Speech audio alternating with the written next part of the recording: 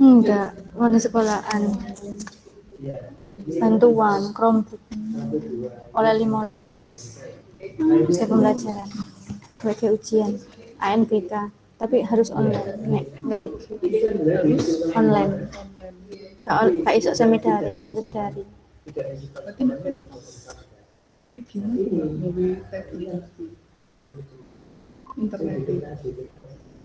Biasanya nggak sekolahan. Kak sih, kak mesti. Ini kok amat ya final.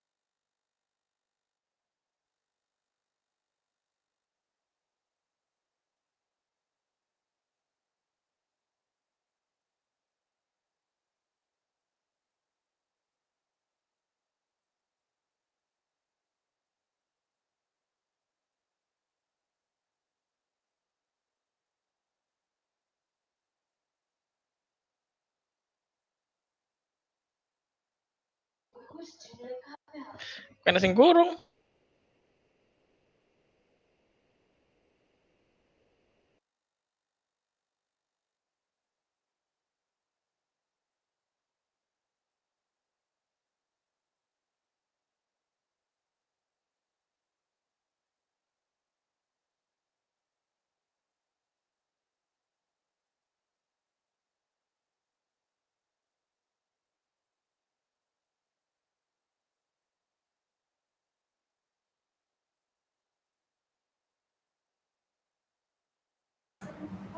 Assalamualaikum.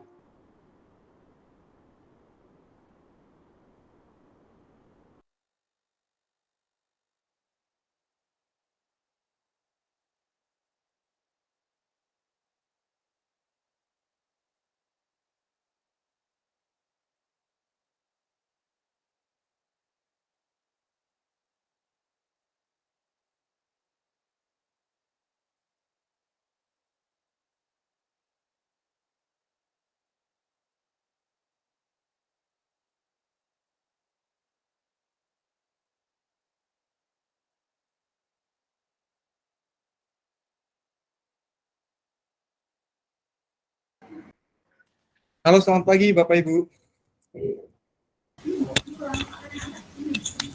Selamat pagi, Pak. Oke. Hari ini kita melanjutkan lagi waktu kita ada 4 JP pelajaran. Kalau hitung-hitungan saya kita mulai pukul 9.30 nanti berakhir pukul 12. Baik, kita biar tidak menyia-nyiakan waktu lagi, kita langsung saja bagi yang sudah bagikan kemarin. Ya, siapa Pak?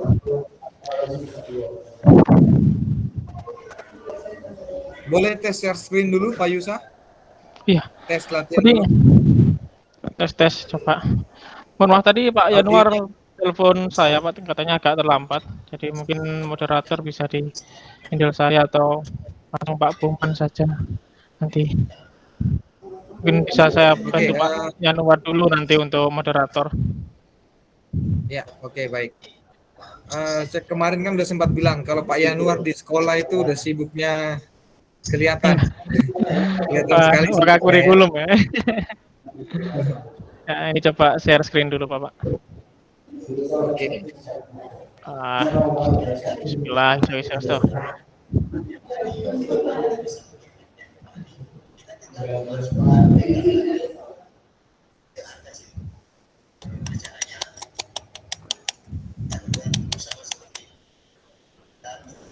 Jadi yang tampil hari ini waktu itu 30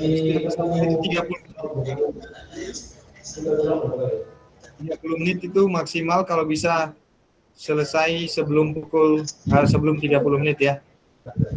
Supaya rekamannya nanti bisa sesuai dengan yang diharapkan.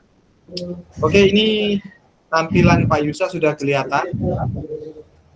Ini 30 menit berarti Pak ya? Bisa dimulai.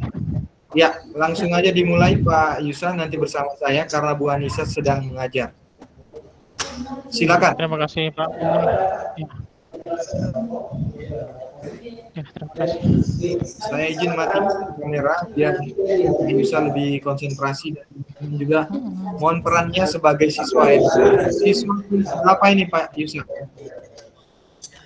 Gimana Pak? Siswa kelas berapa? Kelas 10. 10 ya, oke. Bapak Ibu peserta yang lainnya berperan sebagai siswa kelas 10. Ya, silakan Pak Yusa. Boleh dimulai dari awal. Ya, terima kasih. Ya. Sebelumnya, Assalamualaikum warahmatullahi wabarakatuh. Alhamdulillah kita dapat berkumpul kembali dalam kegiatan hari ini. Dan sebelum kita melaksanakan kegiatan, alangkah baiknya kita berdoa sesuai dengan agama dan keyakinan masing-masing. Untuk doa, saya berikan kepada wakil ketua karena ketuanya saat ini sedang tidak hadir. Ada bisa yang memimpin doa, yaitu Edi. Apakah Edi hadir? Belum hadir, Pak. Edi hadir? Ya, belum hadir ready. Ya, kalau gitu saya pimpin doa. Marilah kita doa menurut keyakinan dan percayaan masing-masing. Berdoa kita mulai. Selesai. Ya, sebelum kita memasuki pada kegiatan pembelajaran, coba kalian lihat, tengok di kiri dan kanan kalian, dan juga di dalam loker kalian, apakah ada sampah-sampah yang berserakan. Silakan diambil dan dimasukkan ke dalam tong sampah. Kenapa itu harus dilakukan di awal pembelajaran? Karena di situ ketika ruangan bersih, itu kita akan belajar dengan sangat nyaman dan materi yang akan saya berikan itu bisa terserap dengan sangat baik sekali. Ya, kalau sudah suasana bersih dan juga ruangan kondusif, nah mari kita absen terlebih dahulu. Apakah Divi hadir?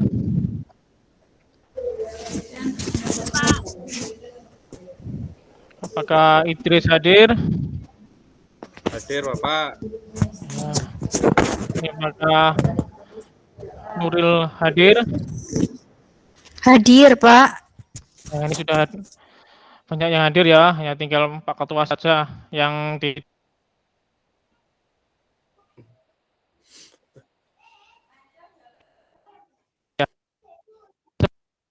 sebelumnya. Kemarin kita membahas terkait dengan ketentuan Undang-Undang Negara Republik Indonesia tahun 1945 terkait dengan kehidupan berbangsa dan bernegara, rakyat semesta. Ada yang masih ingat pada pertemuan sebelumnya kita membahas terkait dengan Sishan Kamrata, sistem pertahanan rakyat semesta yang terdiri dari 3 unsur. Ada yang masih ingat? Lupa, Pak. Ya, yang pertama, ya lupa ya kemarin sudah saya minta untuk belajar, mungkin agak kurang memperhatikan ketika kemarin kegiatan pembelajaran berlangsung. Supaya kita ulas kembali, kita review materinya terkait dengan Sishan Kamrata. Yang pertama di situ ada unsur dari sisi kerakyatan, ada juga dari unsur kesemestaan, dan juga ada unsur kewilayahan. Itu ya, supaya diingat-ingat, jangan sampai lupa. Jadi ini nanti kita belajar terkait dengan suprastruktur dan infrastruktur politik. Tujuannya yaitu diharapkan peserta didik itu mampu untuk menganalisis fungsi dan kewenangan suprastruktur dan infrastruktur sistem politik Indonesia. Jadi ini nanti kalian diajak untuk menganalisis sebuah LKPD yang nantinya itu dikerjakan secara mandiri dan kolaboratif. Kenapa harus mandiri dan kolaboratif? Karena ketika kita mengerjakan mandiri, pikiran kita juga terbatas, sehingga kita butuh masukan, pendapat, dan juga kita bisa berdiskusi, bertukar pikiran dengan teman sebangku kita minimal. Itu ya, terkait dengan tujuan pembelajaran kita, apa yang harus kita lakukan hari ini. Sebuah gambar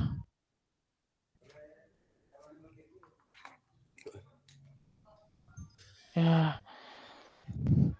Ini ya, di sini ada gambar 2.1, gambar 2.2, dan juga ada gambar 2.3. Ya, di sini yang pertama ada gambar DPR, yang kedua ada gambar Mahkamah Konstitusi dan juga rapat kabinet. Mungkin ada yang suatu gambar seperti ini diharapkan satu pemikiran, ada suatu gambaran, karena sebelumnya kan sudah saya minta untuk beriterasi tujuannya apa. Tujuannya supaya dalam hari ini kan sudah minimal memiliki satu pengetahuan yang akan kita bahas pada ini. Coba di sini yang gambar 2.1, Edi, bagaimana pendapatnya Edi? Yang gambar 2.1 itu gambarnya MPR, Pak. Iya, apa yang kamu pikirkan Edi ketika melihat gambar tersebut? Oh, sabotase, Pak. Sabotase, Pak. Yang naik-naik ke gedung itu loh, Pak. Pernah sering lihat gambarnya saya.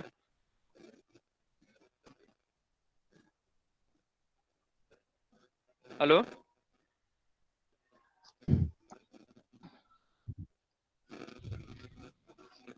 Halo, Pak. Halo?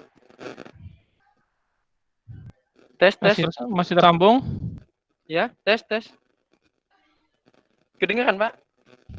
Ya, terdengar Bapak suaranya. Terdengar, Pak. Oh iya. Iya, saya di sana sering melihat ada orang yang naik-naik ke sana itu loh, Pak. Banyak orang. Hmm. Nggak tahu siapa tapi.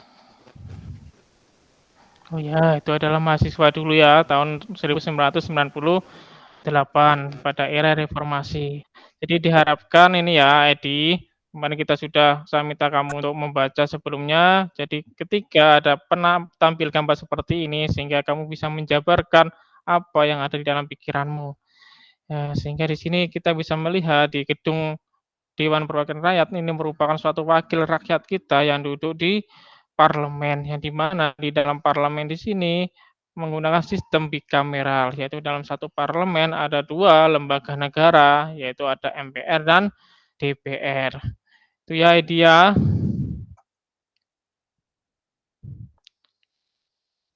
Selanjutnya di sini gambar 2.2, bagaimana Miftah?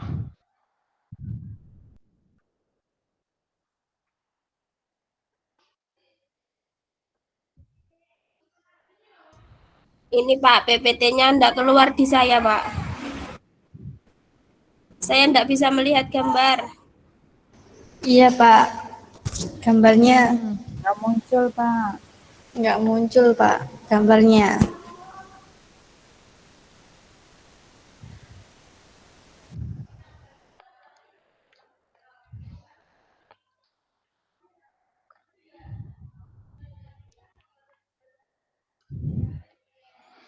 Muncul? Belum.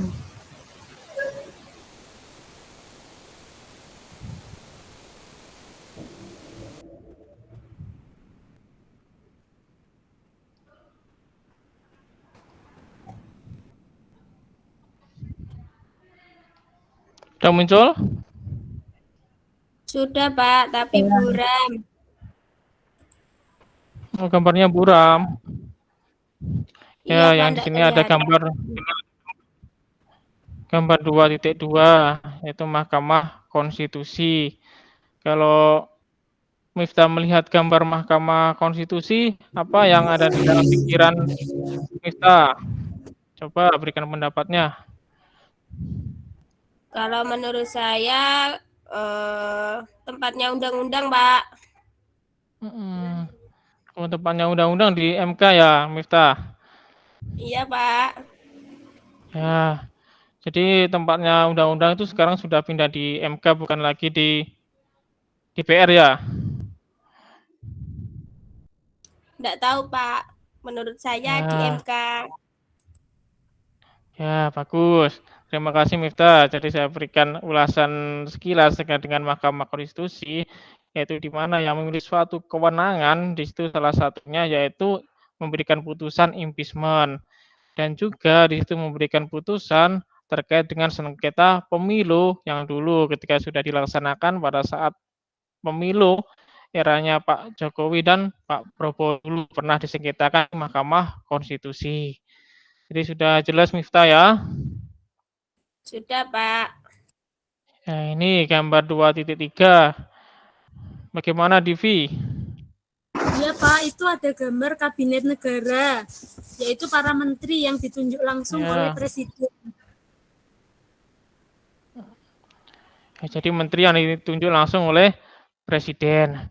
Jadi kalau kita melihat gambar rapat kabinet seperti ini, yang terlintas kita adalah suatu badan lembaga eksekutif yang dimana di situ presiden dalam menjalankan tugasnya, menjalankan kewenangannya dibantu oleh seorang menteri ditunjuk ataupun dapat diberhentikan langsung oleh presiden. Itu dasarnya di mana? Ya, kita bisa melihat dasarnya di dalam Undang-Undang Dasar 1945 pada pasal 17.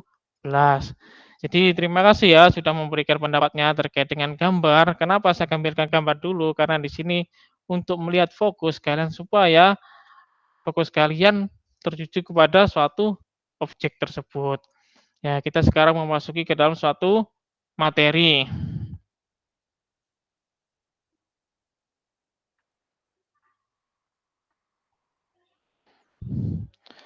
Sudah terlihat mengenai suprastruktur politik? Lihat Pak. Terlihat ya. Kalau kita lihat bahwa terkait dengan suprastruktur politik, sebelum kita memasuki kepada suprastruktur, kita ulas dulu terkait dengan politik.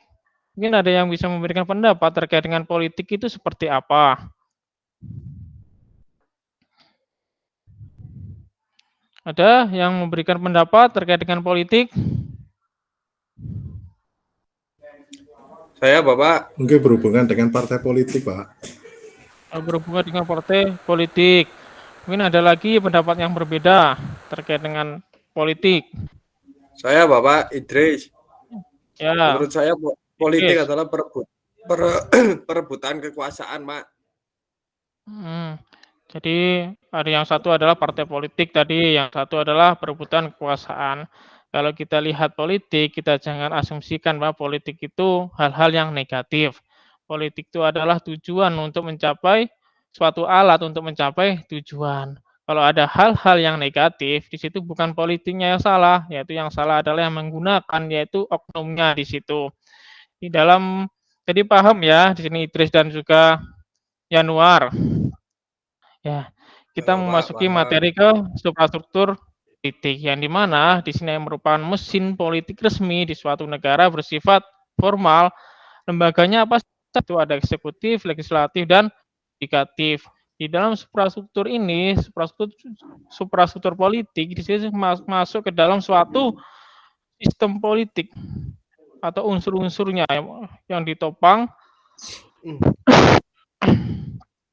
bukan hanya dari sisi suprastruktur, tapi juga ada infrastruktur politik.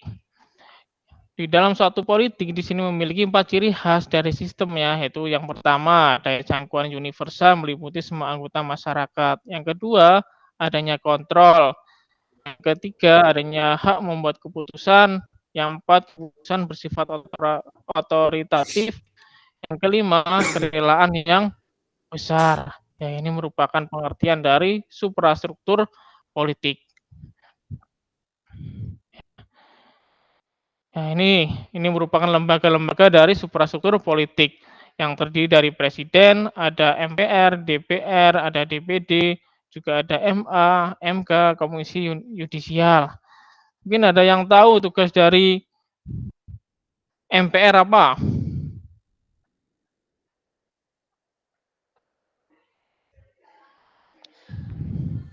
Saya Pak Ada Yusa. yang tahu? Ya, kamu silakan. Itu Pak hubungannya sama undang-undang pokoknya Pak. Undang-undang dasar. Ya, yaitu mengamandemen Undang-Undang Dasar. Saya tambahkan lagi ya. Selain dari amandemen undang-undang, di situ juga memiliki kewenangan, yaitu melantik dan memberhentikan presiden, tapi bukan serta impeachment terlebih dahulu.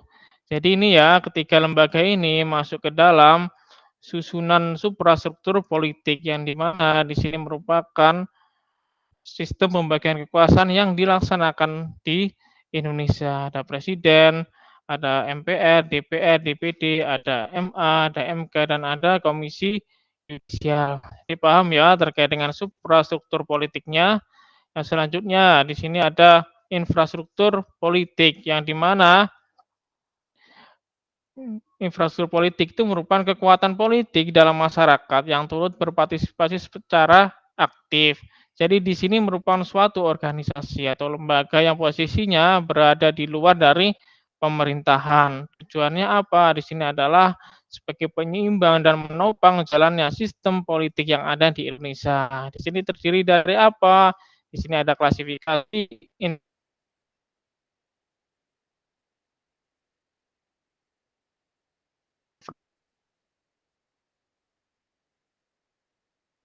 contoh, salah satunya di sini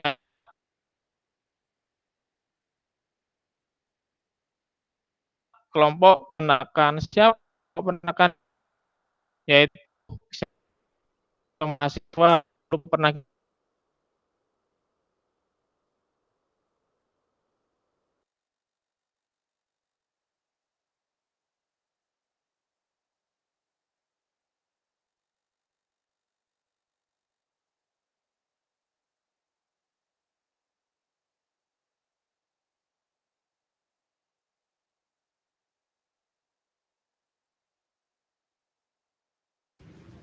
Halo, Pak Yusa.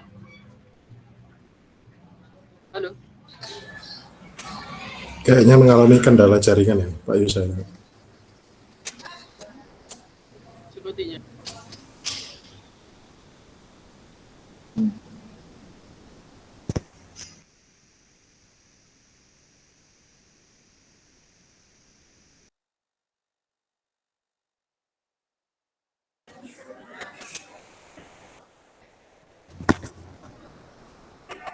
Selamat pagi, Pak Boman.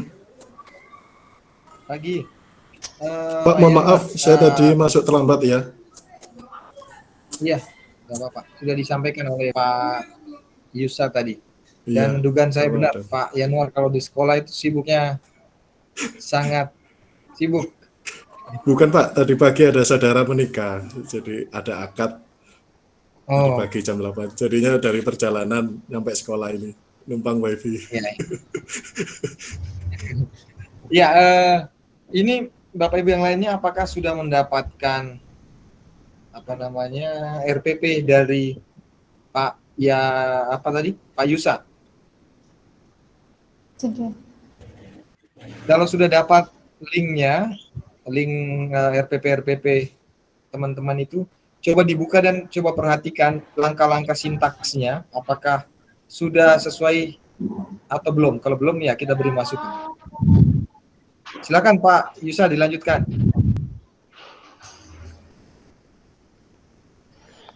Maaf Pak, jaringannya terganggu ini ya, mulai dari awal tadi.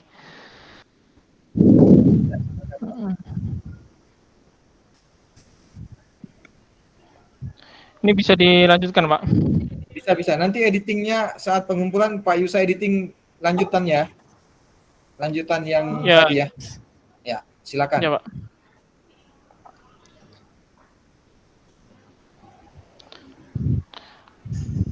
Ya coba ini ya, tadi sudah saya berikan soalnya, coba yang soal yang terkait dengan, nih sebentar.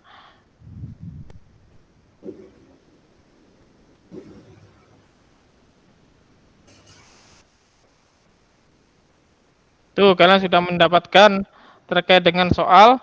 Coba kalian tuliskan peranan organisasi atau kelompok yang menjadi kekuatan infrastruktur politik dalam sistem politik Indonesia. Coba di sini yang pertama yaitu dalam partai politik, diharapkan di sini Pak Agus memberikan contoh peranan dari partai politik. Coba Pak Agus bisa dipresentasikan.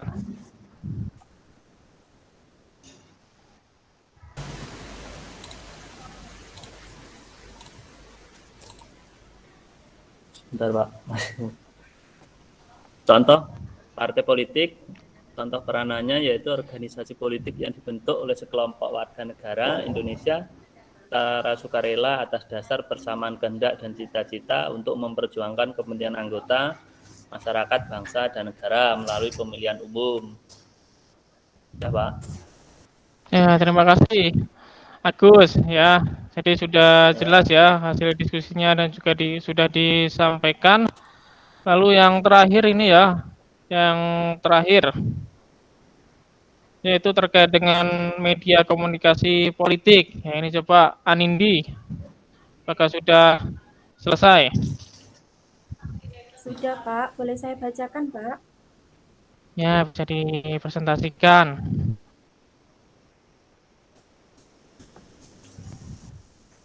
Media komunikasi politik, sarana atau alat komunikasi politik dalam proses penyampaian informasi dan pendapat politik secara tidak langsung, baik terhadap pemerintah maupun masyarakat pada umumnya.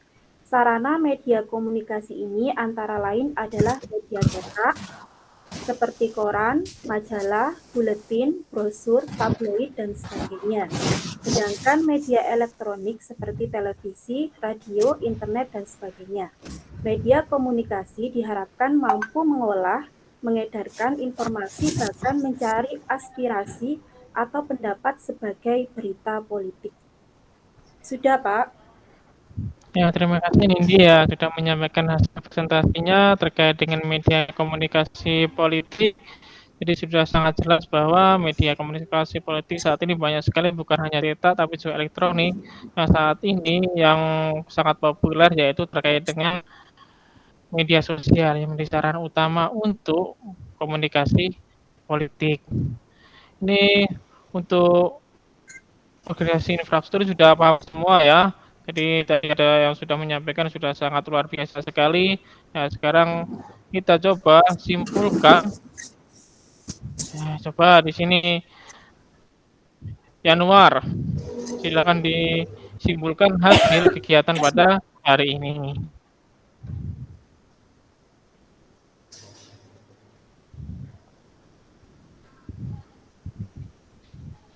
Januar, ya coba Nuril ya, Nuril, silakan disampaikan hasil simpulan pada kegiatan hari ini. Ya, Pak. Ya, saya akan menyimpulkan hasil pembelajaran hari ini. Kekuatan suprastruktur politik yang tergolong ke dalam lembaga tinggi negara Indonesia adalah sebagai berikut. MPR atau Majelis Permusyawaratan Rakyat, Dewan Perwakilan Rakyat atau DPR, dan Dewan Perwakilan Daerah atau DPD merupakan kekuasaan legislatif. Presiden atau Wakil Presiden merupakan kekuasaan eksekutif. Mahkamah Agung, Mahkamah Konstitusi, dan Komisi Yudisial adalah kekuasaan yudikatif. Badan Pemeriksa Keuangan merupakan kekuasaan eksaminatif. Begitu, Pak. Ya, terima kasih Nuril ya. Tadi semua sudah jelas, kita sudah melaksanakan rangkaian kegiatan mulai dari awal sampai akhir. Kita sekarang memasuki di penghujung kegiatan. Ya, saya juga memberikan ulasan sedikit terkait dengan agenda kegiatan hari ini. Tadi sudah ada beberapa dari teman kalian yang memberikan presentasinya yang sangat luar biasa sekali. Jadi dari hasil presentasi tersebut saya bisa mengambil sebuah kesimpulan, bisa mengukur kegiatan itu berhasil atau tidak, juga bisa dapat mengukur kepahaman dari apa yang sudah kalian kerjakan. Tadi saya lihat bahwa hasil dari presentasinya sudah sangat luar biasa, dan saya sangat berterima kasih kepada kalian semua karena sudah memberikan presentasi yang sangat baik. Jadi diharapkan bukan hanya hari ini saja, tapi juga pada pertemuan-pertemuan selanjutnya akan tetap semangat dan juga cermat dalam menyelesaikan soal-soal yang terdapat dalam LKPD. Itu ya. Dari saya mengucapkan sangat ya.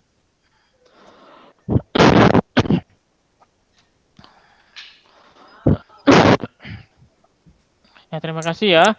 Jadi itu tambahan dari saya. Besok kita bertemu pada pertemuan yang akan datang membahas hal-hal yang berbeda. Jadi refleksinya di situ kalian sudah paham semua terkait dengan apa yang sudah saya sampaikan. Itu dengan mengerjakan LKPD-nya. Ya, terima kasih. Kita cukupkan kegiatan hari ini dengan sangat luar biasa sekali. Dapat kita akhiri. Assalamualaikum warahmatullahi wabarakatuh. Waalaikumsalam. Waalaikumsalam warahmatullahi wabarakatuh. Oke, Pak Yusa sudah menyelesaikan peer teaching-nya, dan Bapak Ibu sebelum ke saya silakan diberi saran masukan berkaitan dengan tampilan dari Pak Yusa tadi. Silakan kalau ada yang mau menyampaikan 1-2 menit, silakan. Oke, kalau tidak ada saya coba bertanya Pak Yusa. Model yang dipakai apa tadi Pak Yusa? Masih di mute. Model yang dipakai tadi apa? Discovery Learning. Discovery Learning. Oke. Ya. Tahapan yang menurut Pak Yusa paling menarik di situ tadi apa? Yang menarik terkait dengan diskusi, tapi di situ kita ada kekurangan yang terlewat di situ Pak tadi. Saya melihatnya pada bagian mengumpulkan data.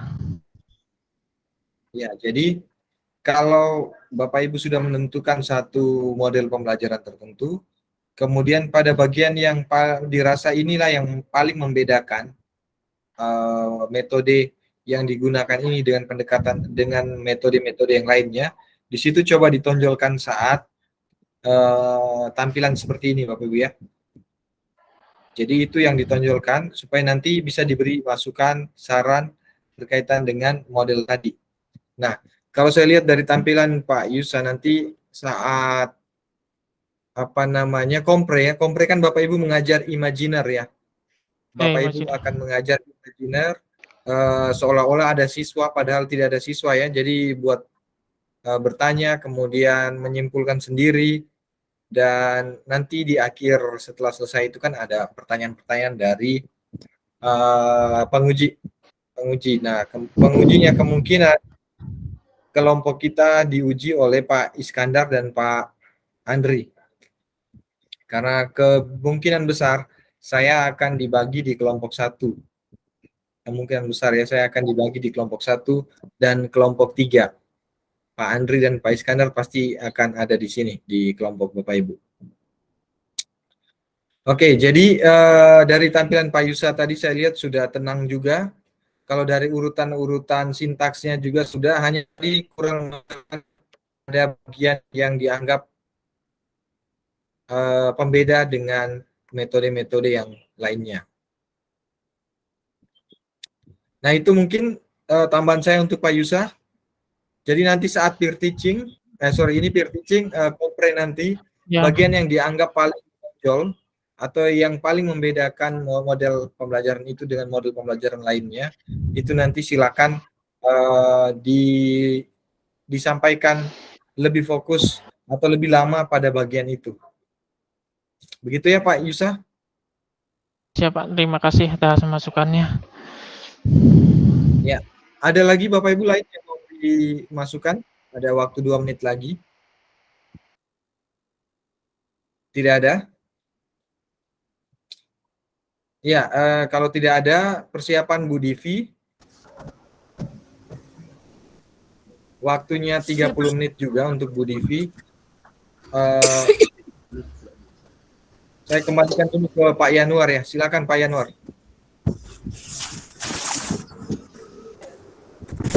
Baik Pak, terima kasih Pak Poman atas kesempatan saya menjadi moderator dalam diskusi pada pre-teaching sesi 2 ini. Selamat pagi untuk teman-teman yang lain. Nah, silakan untuk penampil selanjutnya Bu Devi untuk mempersiapkan. Sudah siap Bu? Oke, waktu dan tempat dipersilakan. Ya, Assalamualaikum warahmatullahi wabarakatuh. Waalaikumsalam warahmatullahi wabarakatuh. Sebelum pembelajaran dimulai, marilah kita berdoa terlebih dahulu. Tolong ketua kelasnya memimpin berdoa, silakan.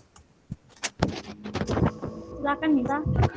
Ya, marilah kita bersama-sama berdoa menurut keyakinannya masing-masing. Berdoa kita mulai.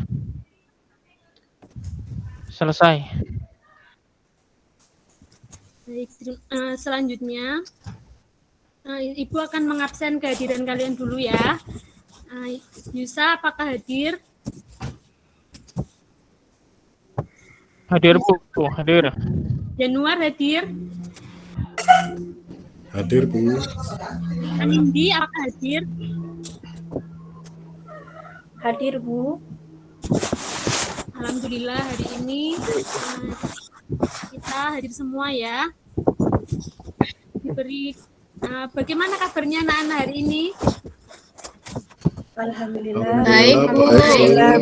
Belum sarapan sedikit Bu. pusing Bu. Semi-semi galau Bu. Ya, Belum sarapan Bu. ada yang ngantuk, ada yang galau, ya berarti kita tolong besok sebelum berangkat sekolah makannya yang cukup, agar semangat ketika kita melakukan pembelajaran. Oke, selanjutnya, sebelum pembelajaran dimulai, tolong anak-anak dirapikan meja dan kursinya, barangkali masih berserakan. Dan barangkali itu di sebelahnya ada sampah, silakan dibuang di tempat sampah. Sudah Bu. Baik, Jika sudah bersih semua ruangannya, Ibu akan mulai pembelajarannya. Jika ruangan kelasnya bersih, kan akan membuat suasana belajar kita menjadi nyaman. Nah, selanjutnya tolong disiapkan buku tulisnya dan buku paket PPKN beserta alat tulisnya untuk memulai kegiatan pembelajaran pada pagi hari ini. Baik teman-teman, baik anak-anak, masih ingat tidak pembelajaran pada materi sebelumnya? Coba. Masih, Bu. Masih, Bu. Iya, Bu. Minggu yang lalu kita membahas mengenai hakikat perlindungan hukum. Baik, ya betul sekali Sri. Mari beri tepuk tangan kepada Sri anak-anak. Menurut Sri Wahyuni, perlindungan hukum itu apa, Sri? Menurut saya, perlindungan hukum dimaknai sebagai daya upaya yang dilakukan secara sadar oleh setiap orang maupun lembaga pemerintah dan swasta yang bertujuan mengusahakan pengamanan, penguasaan, dan pemenuhan kesejahteraan hidup sesuai dengan hak-hak asasi yang ada. Itu, Bu. Wah, bagus sekali Sri Wahyuni. Berarti kemarin Sri Wahyuni memperhatikan ketika Ibu memberikan penjelasan. Nah, sekarang kita akan masuk pada materi baru, yaitu terkait lembaga penegak hukum dalam menjamin keadilan dan kedamaian. Nah, anak coba sebutkan lembaga penegak hukum itu apa saja. Siapa yang tahu? Polisian. Ya, betul sekali. Kejaksaan, Bu. Polisi, jaksa. Jaksa, polisi. KPK, Bu. Ada KPK. Wah, bagus sekali. Advokat. Pengacara. Sekali. Tentara, Bu, tentara. Bukan, Bu, tentara. Wah, bukan tentara itu. Yang Kalau tembak Satpol PP, Bu. Satpol PP bukan juga ya, anak-anak. KPK, Bu. Anak-anak pintar. Oke, untuk lebih memahami pembelajaran kita pada pagi hari ini, coba Ibu ingin memberikan sebuah video. Tolong disimak ya, anak-anak. Ya, Bu.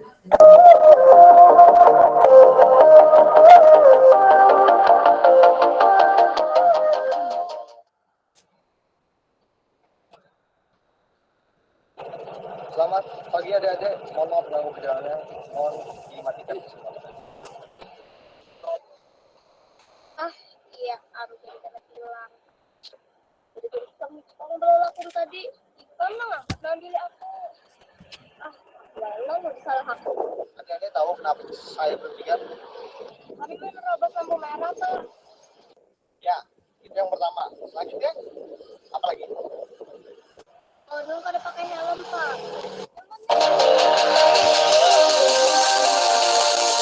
Wawan ditangkap di Sulawesi Selatan Rabu kemarin dan baru dibawa ke Jakarta.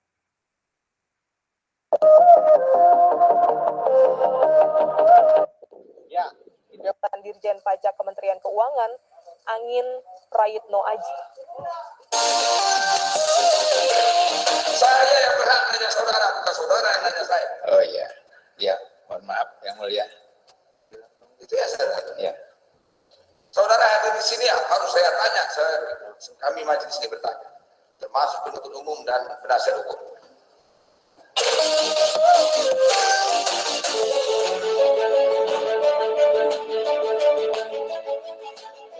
Setelah melakukan penelitian atas perkara, kemudian kami menyatakan P21, kami berpendapat bahwa perkara perkara ini dapat dilakukan upaya penghentian penuntutan dan sebelumnya dilakukan upaya perdamaian terlebih dahulu. Untuk itu kami izin ke Bapak, kami izin untuk melakukan pemanggilan para pihak, baik dari pihak tersangka dan orang tua dan juga dari pihak korban serta tokoh masyarakat.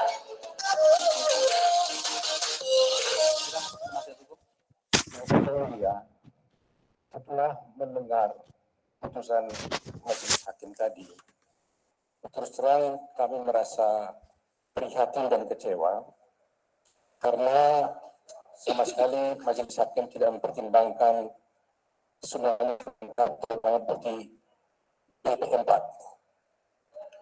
Dan saya sangat kecewa sekali kepada majelis hakim karena telah bertindak seperti jaksa, telah menyerang pribadi kami, apalagi profesi advokat di Indonesia. Coba tenang. Baik anak-anak, setelah melihat tayangan video di atas, apa yang kalian pikirkan? Tadi melihat apa aja ya di situ? Tilang Bu, ditilang. Polisi Ada peran polisi, Bu. Apalagi? Ada anak nakal, Bu. Ada anak yang nakal, lalu apalagi? Ada hakim tadi, Bu. Ada yang korupsi, Bu, juga, Bu. Ada pengacara membela Jessica, Bu. Oh, betul sekali. Berarti tadi anak-anak memperhatikan ya tayangan videonya. Sebelum masuk pada pembelajaran, Ibu ingin memberikan tujuan pembelajaran pada pagi hari ini, yaitu nanti peserta didik dapat mengidentifikasi peran lembaga penegak hukum yang ada di Indonesia. Oke, agar kalian lebih memahami terkait materi peran lembaga penegak hukum yang ada di Indonesia, dilihat ya tayangan yang ada di depan. Iya, Bu. Baik.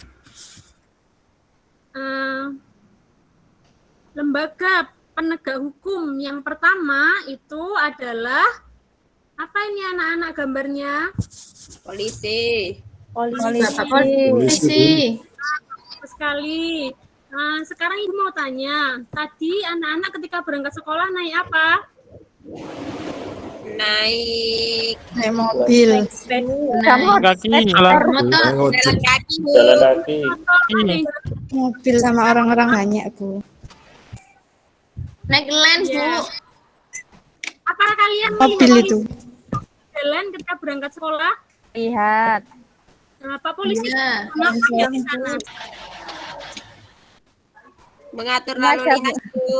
Mengatur lalu lintas. Lalu apa lagi? Menyeberangkan orang, Supaya Bu. tidak jadi serempetan, Bu. Supaya tidak serempetan orang. Menangkap orang jahat, Bu. Menangkap orang jahat. Ya, lalu Foto buat laporan, Bu. memfoto buat laporan. Betul sekali. Wah, bagus ya, pintar-pintar anak-anak. Nah, selanjutnya berarti peran polisi itu apa ya kira-kira ya anak-anak? Mencegat, Bu. Kalau yang seperti itu, menertibkan, polisi Bu. Menertibkan. Menangkap. Menilang. Tawuran, Bu. Menangkap apa, Di? Menangkap, Bu. Menangkap orang yang salah. Menangkap orang yang bersalah. Contohnya? Contohnya kalau kita berangkat sekolah tidak pakai helm. Ya, betul sekali. Jadi jawaban anak-anak ini bagus semua, betul. Jadi tugas polisi itu adalah memelihara keamanan dan ketertiban di dalam masyarakat. Karena anak-anak sudah tahu peran dari polisi, nah, ternyata lembaga penegak hukum itu ada lagi ya selain polisi. Apa anak-anak? Yang kedua,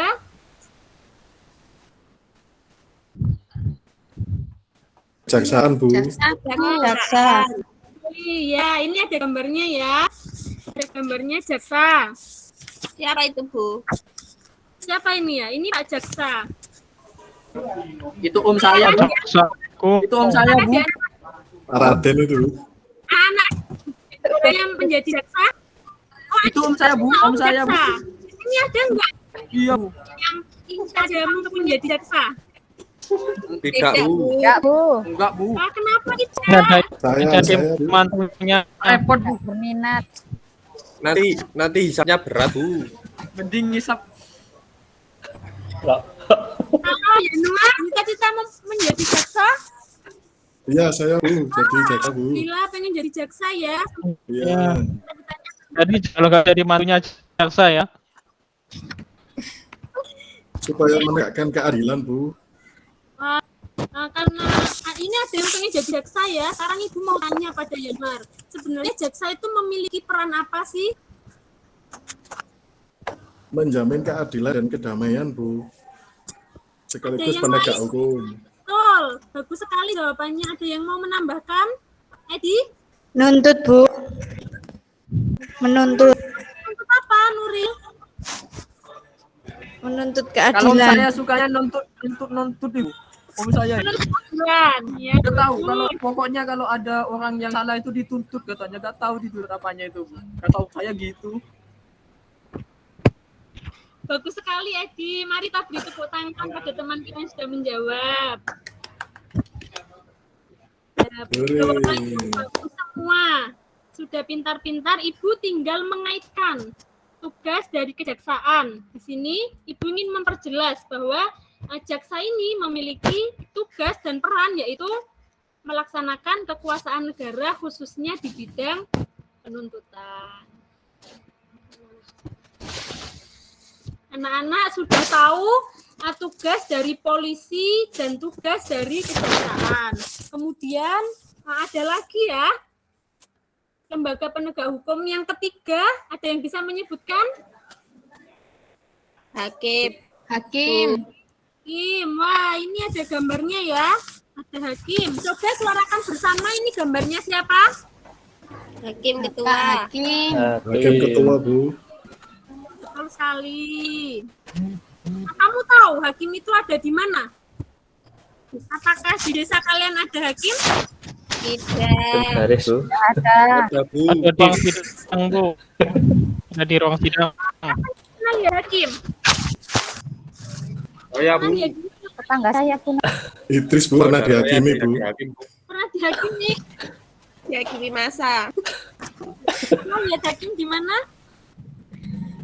Di rumah, Bu. Sering ke rumah. Soalnya saudara. Oh, saudaranya hakim. Ya. Pengadilan ya? Iya, Bu. Kalau di pengadilan negeri itu ada di tingkat mana, anak-anak? Kabupaten, Bu. Kabupaten, Bu. Mataram, Bu. Kabupaten. Di Malang, Bu. Di Panjen. Ada ya? Kecamatan, Bu. Iya, hakim di Malang. Ada, Bu. Kemudian Saya sering ikut, Bu. di tingkat provinsi itu apa, Edi? Surabaya, Bu. Di Surabaya. Pengadilan apa namanya, Edi? Pokoknya apa ya, Bu ya? Ada tingginya gitu loh, Bu. Betul, yaitu pengadilan tinggi. Bagus sekali, Edi. Kemudian ada lagi di tingkat apa, anak-anak? Pusat. Betul sekali. Ada di mana itu? Jakarta. Di ibu kota. Namanya? Jakarta, Bu. Namanya apa? Jaksa Agung.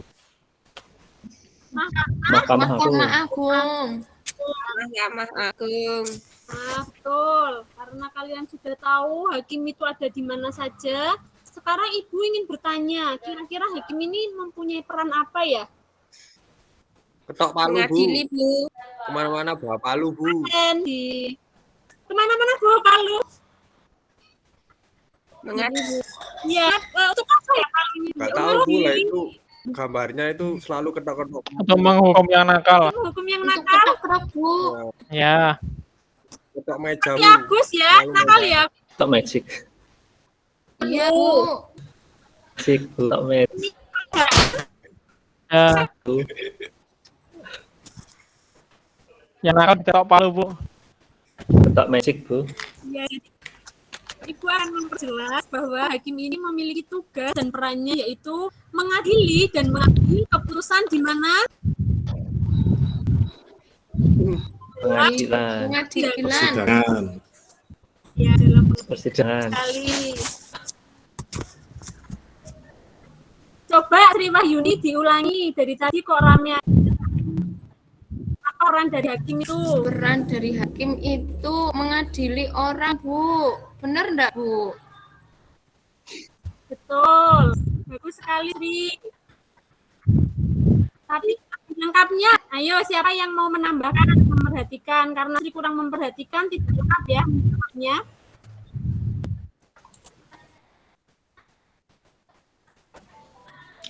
Ayo Nuril, silahkan dibantu.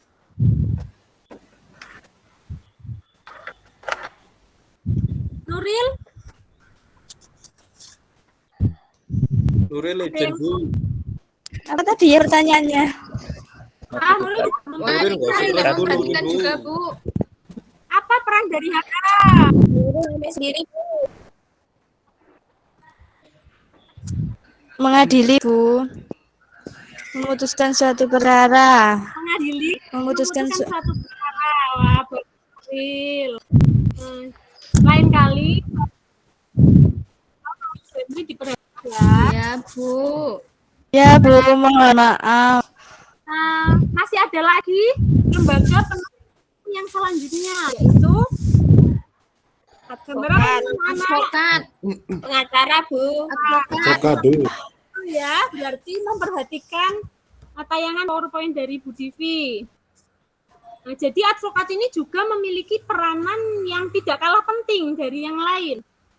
Nah, kira-kira advokat ini memiliki peran apa ya, anak-anak? Membela tersangka, Bu. Membela tersangka, betul, bagus. Ada yang mau menambahkan jawabannya? Membenarkan yang salah, Bu. Membenarkan yang salah, bagus sekali, Yusa. Ada lagi? Kenapa yang salah dibetulkan ya, Bu? Nah, saya tidak bilang betul ya, saya bilang bagus jawabannya. Oh iya. Ada lagi yang mau menambahkan jawabannya? Advokat itu Bu, backingannya korban maupun tersangka, Bu. Bagus, Nuril. Backingannya apa ya? Bagian di belakangnya gitu loh, Bu. Bagian di belakangnya gitu loh. Apa yang Ya, mendorong kayak apa, gitu. Nuril? Ya, jadi Gak mendorong. tugasnya itu adalah membela ya, membela kepentingan kliennya. Menjadi backingannya. Ya, bagus sekali Nuril. Nah, jadi Ibu akan memperjelas dan mempertegas bahwa advokat ini memiliki tugas yaitu memberikan jasa hukum. Yang tugasnya apa? Untuk mendampingi, mewakili, dan membela kepentingan dari seseorang kliennya. Gitu. Sudah paham anak-anak? Sudah, Bu. Ada yang ditanyakan dari keempat ini? Sudah, Bu. Nah, baik, kalau tidak ada yang ditanyakan, Ibu lanjutkan untuk yang kelima. Ayo, kira-kira apa ya? Kurang satu, ada yang bisa menyebutkan? KPK, Bu. Pintar. KPK, Bu. Apa itu KPK? Komisi Pemberantasan korupsi.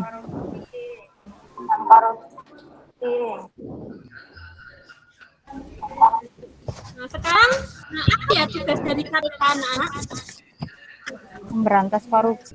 Menangkap tersangka koruptor, Bu.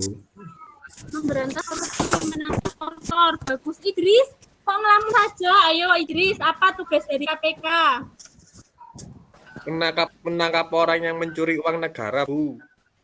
Ah, bagus. Contohnya siapa? Nazarudin, Bu. Korupsi iktp. Bagus sekali. Ada yang mau memberikan contoh lagi yang lagi viral sekarang?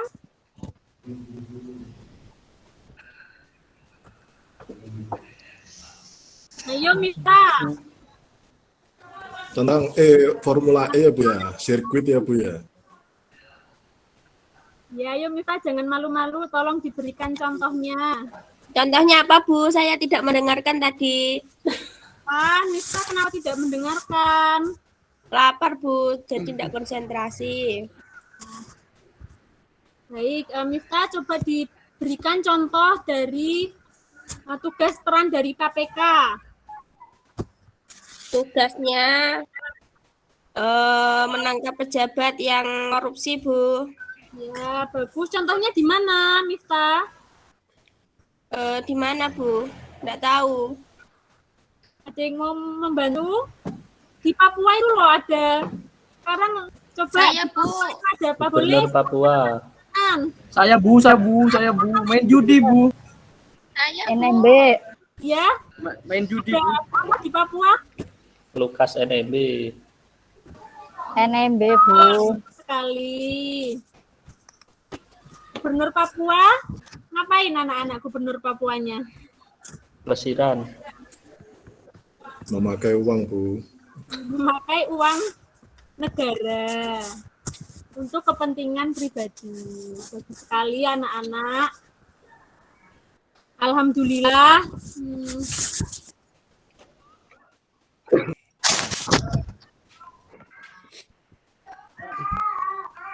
Siapa yang belum paham dari kalimat negara ini? Saya, Bu. Ya, Paham. Paham di mana Sri Wahyuni? Coba Itu loh, Bu. nanti. Saya masih bingung sama perannya advokat. Bagaimana? Diulangi lagi pertanyaannya. Saya masih bingung sama perannya advokat, Bu. Oh, baik. Coba siapa yang bisa membantu Ibu memberi penjelasan terkait peran dari advokat? Saya, Bu. Baik, silakan. Nah, nanti yang bisa menjawab Advokat itu membantu apa ya, Bu ya? Tersangka, Bu. Membantu tersangka untuk membela dirinya, Bu. Wah, betul sekali. Bagus, Edi. Loh, Bu. Satu lagi. Masa cuma tersangka saja yang dibantu? Yang mau bisa menambahkan? Bu, maaf, boleh saya juga bertanya? Boleh Anindi. Kenapa orang yang bersalah juga harus dibela, Bu? Bukannya yang harus dibela itu orang yang benar ya, Bu ya?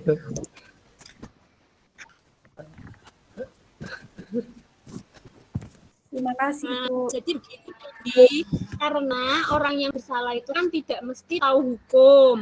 Jadi butuh seseorang untuk membela dan mengadili pada dan mendampingi pada orang yang bersalah tersebut, seperti itu. Bisa dipahami Sri Wahyuni dan Anindi? Sudah, Bu. Terima kasih. Alhamdulillah. Bisa, Bu. Baik, ini. Alhamdulillah hari ini karena sudah selesai semua pelajarannya, maka hari ini kita akan mencoba untuk menggunakan pembelajaran stop agar kalian lebih memahami lagi terkait peran lembaga penegak hukum. Ini akan dibagi menjadi kelompok Jagane bensin. Mungkin orangnya sendiri ya, tolong diperhatikan Bu Divi. Baik, sekarang tolong untuk berhitung ya, mulai dari bangku yang pertama. Mulai dari Yusa, silahkan berhitung. 1.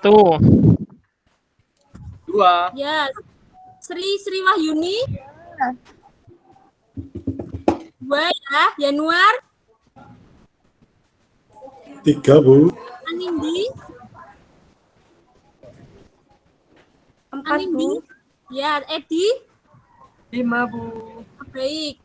Nah, Yusa, mulai dari Yusa sampai Edi itu adalah kelompok A. Selanjutnya dilanjutkan Frida. 1.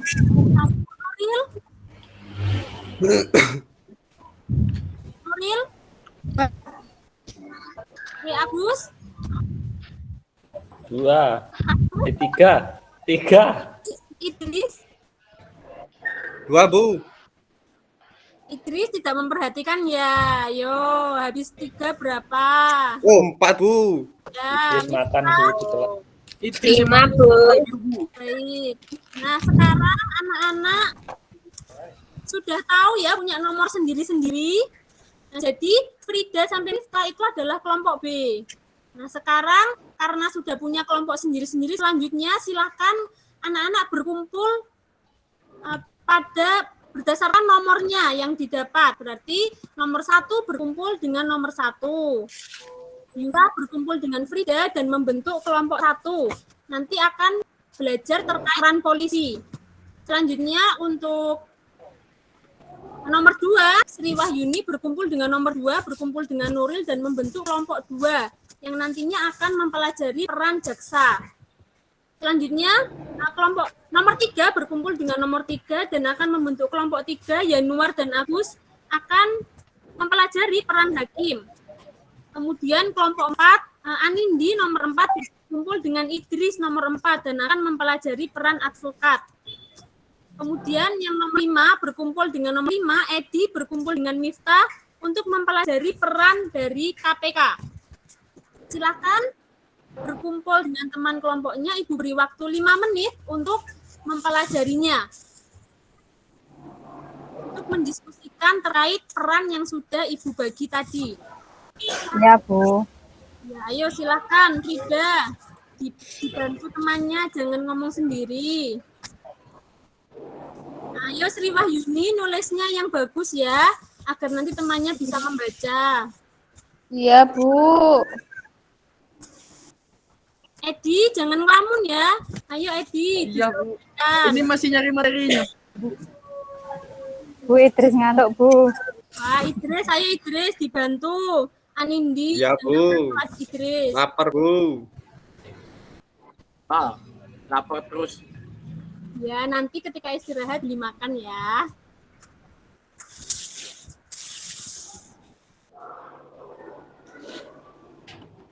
Sudah selesai? Sudah, Bu. Sudah. Bu. Ya, baik. Edi, kalau sudah selesai ditunggu temannya yang lain ya. Iya, Bu. Sudah selesai semua? Sudah.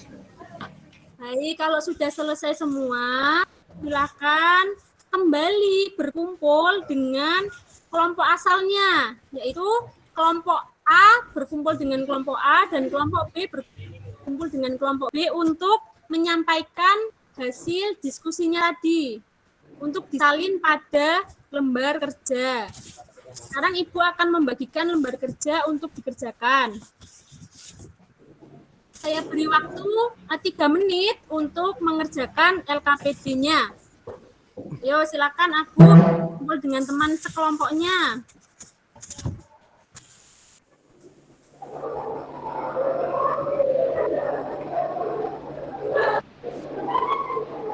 Ini sudah selesai? Sudah, Bu. Ya, kelompok A sudah selesai?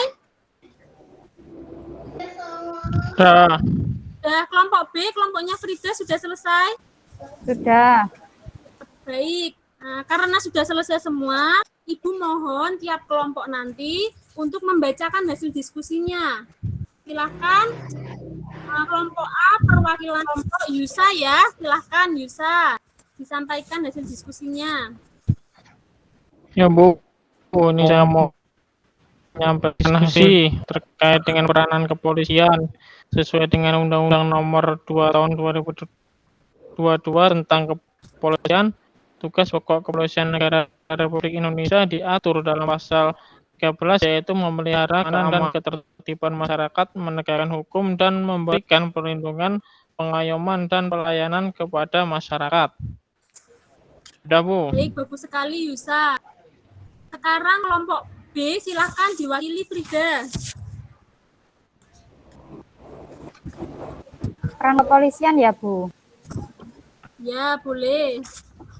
Ya, jadi peran kepolisian itu tugasnya diatur dalam pasal 13, yaitu memelihara keamanan dan ketertiban masyarakat, serta menegakkan hukum, Bu. Baik, terima kasih Frida. Nah, karena sudah paham semua ya. Nah, setelah belajar dari awal sampai akhir, Ibu ingin memberikan hasil dari pembelajaran kita bersama pada pagi hari ini, bahwa lembaga penegak hukum yang ada di Indonesia itu ada 5 ya, dan mempunyai peran-peran yang sudah anak-anak sebutkan tadi pada pembelajaran. Untuk sementara pembelajaran Ibu akhiri cukup sekian. Semoga pembelajaran bisa bermanfaat untuk kita semua. Nah, senang tidak anak-anak belajar hari ini? Senang, Bu. Senang, Bu. Bisa ngumpul sama Miftah, Bu. Senang, Bu. Ya, cukup sekian. Nah, semoga kita bisa bertemu kembali pada pertemuan selanjutnya. Tolong pelajari materi selanjutnya, yaitu terkait dinamika pelanggaran hukum yang ada pada buku paket halaman 50. Nah, tolong dipelajari ya. Sebelum pembelajaran berakhir, marilah kita bersama-sama berdoa. Berdoa dimulai, berdoa selesai. Wassalamualaikum warahmatullahi wabarakatuh. Waalaikumsalam warahmatullahi wabarakatuh. Waalaikumsalam warahmatullahi wabarakatuh. Ya, terima kasih Bu Divi sudah melakukan bridging-nya. Mungkin di sini kan second. Ada tanggapan atau saran dari teman-teman yang lain? Ya, silakan Bu Miftahul. Iya, Bu Divi, tadi saya lihat di RPP panjenengan belum memberi motivasi berbentuk ice breaking ya. Mungkin Bu Divi lupa. Ya, itu Bu. Iya tadi, ya breakingnya tepuk tangan tadi ya, tepuk tangan. Ya Bu, kalau begitu. Sampun, belum tahu. Mungkin Bapak Ibu guru yang lain? Teman-teman yang lain? Saya Pak. Oke, Pak Edi, monggo. Kesimpulannya kan harusnya bareng-bareng sama siswa, Bu. Iya Pak, karena waktunya tadi saya sudah dinotis ya, waktunya udah selesai, jadi saya simpulkan sendiri. Oh iya. Ya gitu. Cuman masih canggung juga kayaknya. Iya. Iya. Ya udah itu aja, Bu. Ya, terima kasih Pak Edi sudah memberikan saran. Mungkin apa sudah cukup teman-teman? Ada teman-teman yang lain? Ya, langsung ke Pak Boman ya. Oke, terima kasih Pak Yanuar. Baik Bu Divi, saya lihat tadi langkah-langkahnya sudah dilaksanakan semua. Hanya memang tadi pada bagian terakhir ya, mungkin karena udah diingatkan waktu, jadi kayak sepertinya terburu-buru. Seperti yang disampaikan oleh Pak Edi tadi ya. Jadi yang terakhir itu hanya terlihat seperti terburu-buru. Karena waktunya udah habis ya. Nah, jadi selain itu saya lihat sintaksnya dari persepsi sampai penutup tadi sudah disampaikan semua, dan itu coba dipertahankan Bu Divi sehingga besok waktu ujian kompre bisa disempurnakan lagi. Tapi yang sudah ditampilkan hari ini saya pikir sudah baik. Selebihnya saya pikir sudah ya Pak Yanuar, saya pikir cukup dari saya. Ya, terima kasih Pak Boman. Pak Yanuar. Ya. Mungkin untuk penampil selanjutnya sudah siap Bu Frida nggih? Insya Allah sudah siap, Pak. Oke, silakan waktu dan tempat dipersilakan, Bu Frida. Oke, terima kasih atas waktunya.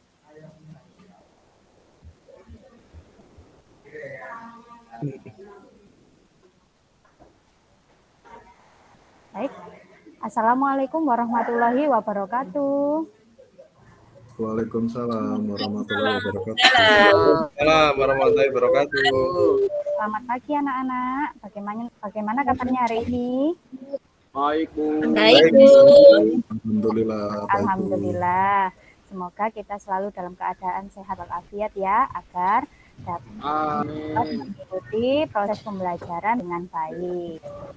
Nah, sebelum memulai pembelajaran hari ini, silakan berdoa terlebih dahulu ya, agar dalam proses belajar kita bisa mendapat ilmu yang barokah. Nah, silakan dipimpin oleh ketua kelas. Kelasnya Yusa ya? Ya, Bu. Ya, Bu, siap, Bu. Ya, mari teman-teman kita berdoa sesuai dengan keyakinan masing-masing. Berdoa mulai. Berdoa selesai. Nah, selanjutnya Bu Frida cek kehadiran dulu ya. Yusa hadir. Edi Hadir, Bu, Siswanto. hadir. Hadir Bu. Nah, Sri. Hadir, Bu. Divi. Divi. Divi mana ya? Oh ya, Jangan. Yanuar. Hadir, Bu. Jangan ke kantin. Nuril ada enggak? Ada, Idris ke kantin, Bu. Idris ke kantin, Bu. Idris ke kantin. Iya, Enggak, Bu. Ada, Bu. Nah, itu baru datang, Bu. Waktu jam pelajaran sudah dimulai kok malah ke kantin. Enggak, Bu. Anindi ada? Hadir, Bu. Agus Reza. Ada, Bu, hadir. Tahul. Hadir, Bu. Nah, terus Muhammad Habibi ini dari kemarin kok enggak masuk ya? Sakit, Bu. Oh ya. Nah, anak-anak, untuk memulai pembelajaran hari ini agar kalian lebih semangat, ya, Bu Rida ingin kalian mengucapkan yel-yel sekolah. Coba kalau ketika Bu Rida mengucapkan Spen Saben, kalian jawabnya yes, Jos, gitu ya. Paham? Paham, Bu. Kita coba Spen Saben. Yes, Jos. Lagi Spen Saben. Yes. Oke. Selanjutnya dilanjutkan menyanyikan lagu nasional pre-memori. Anak-anak, pada pertemuan minggu lalu, apa yang sudah kita pelajari? Masih ingat? Masih ingat ya? Ayo. Ingat, Bu. Pelajaran minggu kemarin. Januar ingat enggak? Semi agak lupa, Bu. Oh, agak lupa. Nah, kemarin kan sudah suruh Bu Frida catat juga materi kemarin di buku tulis. Nggak dicatat ya? Enggak, Bu. Januar rame terus, Bu. Jadi, pelajaran yang sudah kita pelajari kemarin yaitu perwujudan Undang-Undang Dasar tahun 1945 di lingkungan sekolah, di lingkungan masyarakat, dan berbangsa dan bernegara. Nah, selanjutnya pada hari ini kita akan belajar tentang makna tata urutan perundang-undangan. Setelah kalian paham bagaimana kemarin perwujudan Undang-Undang Dasar tahun 1945, hari ini kita belajar maknanya tata urutan perundang-undangan. Nah, apa manfaatnya? Nanti kita bisa mengetahui lebih luas apa itu peraturan perundang-undangan. Kemudian tujuannya bagaimana, Bu? Nah, supaya kalian juga paham apa sih makna peraturan perundang-undangan dan kalian juga bisa tahu apa saja itu ya peraturan perundang-undangan yang ada di Indonesia.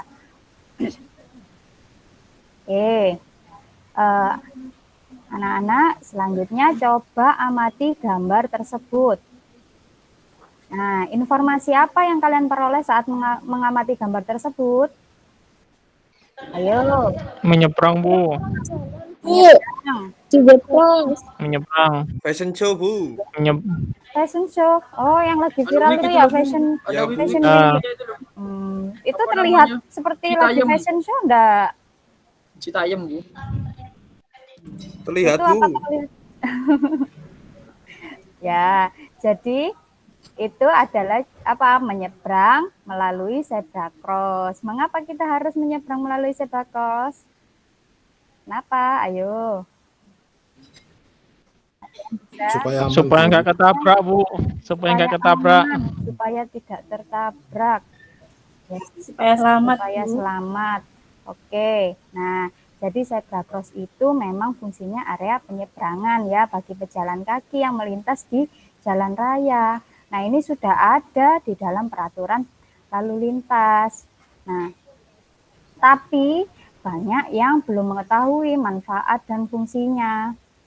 Nah, Bu Frida ini banyak tahu loh ketika kalian pulang sekolah itu pulangnya tidak menyeberang di zebra cross. Kan di depan sekolah ada jalan raya, sudah disediakan area zebra cross, tapi ada yang tidak menyeberang di zebra cross, malah menyeberangnya sembarangan ya. Ya, siapa yang biasanya seperti itu? Edi, Bu. Edi ya. Padahal harus Soalnya motor Bu jauh Bu. Muter, enggak. Kan ada itu sudah disediakan di depan sekolah, ya. Katanya enggak daul, katanya Edi Bu. Ya, jadi mengapa zebra cross ini sangat penting supaya keselamatan orang-orang itu yang menyeberang bukan satu-satunya ditentukan dari tertibnya pengendara bermotor. Jadi bukan hanya yang mengendarai motor saja yang harus tertib, tapi juga pejalan kaki yang menyeberang itu harus tertib dan teratur, ya, supaya tidak terjadi kecelakaan, ya, supaya tetap aman dan selamat dalam berlalu lintas, ya. Jadi kalau sudah disediakan zebra cross, yang menyeberangnya harus lewat zebra cross, ya, Edi ya. Iya Bu. Selanjutnya amati gambar tersebut. Apa tanggapan kalian dari gambar tersebut? Bonceng Ini tiga, biasanya Bu. Bonceng 3, Bu, sama Pak Polisi tidak boleh. Bonceng 3. Terus ada yang lain? Ada yang nggak pakai helm, Bu. Nggak pakai helm. Nah, gambar tersebut berarti apa? Pelanggaran Melakukan lalu lintas, Bu. pinter, melakukan pelanggaran lalu lintas. Ini pelanggarannya apa saja? Ada boncengan 3, kemudian tidak memakai helm. Nah, siapa biasanya seperti ini? Idris, Bu. Idris sama Yanuar, Bu. Saya pernah tahu Yanuar, Idris sama Agus ini boncengan 3 ya. Iya, Bu. Iya, Bu. Enggak, Bu. Bisa juga, Iya, Bu. Bisa mana Enggak, Bu. bonceng Ajak cewek. saya, Bu. Yang tengah 1000. Ya. Nah, jadi berdasarkan aturan itu motor hanya boleh pengendara dan 1 penumpang. Jika lebih maka akan ditilang ya. Karena kalau jika lebih dari 1 muatan maka kan tidak akan stabil jalannya karena terlalu berat bebannya. Ya, kemudian kenapa kok harus pakai helm? Kenapa kok berkendara harus pakai helm? Untuk pengaman, Bu. Supaya tidak panas, Bu, tidak panas. Sebagai Biar keren, Bu. biar keren. Helmnya kayak apa itu biar keren? Digambar-gambar, Bu. Bentuk LPG itu, Bu, bentuk LPG. Ya. Ya, jadi kita itu wajib menggunakan helm ya saat berkendara sepeda motor karena untuk melindungi kepala. Karena kepala itu kan rentan terhadap cedera. Nah, jika kalian melaksanakan peraturan di jalan raya dengan baik, bagi ada yang belum. Selanjutnya harus patuh loh ya terhadap peraturan di jalan raya ya, terhadap lalu lintas. Iya, Bu. Ya. Siapa tadi yang boncengan 3? Yanuar, ya? Idris sama Agus, Bu. Idris sama Agus. Selanjutnya tidak boleh boncengan 3 lagi. Iya, Bu. Dan kalau berkendara juga diharapkan kalau naik ke sekolah itu diantar orang tuanya saja. Karena sepeda motor kan baru boleh usia berapa? 17. Kamu udah 17? Belum. Sudah, Bu. Belum. Saya SD kan naik 5 kali, Bu. Baru 17, Bu.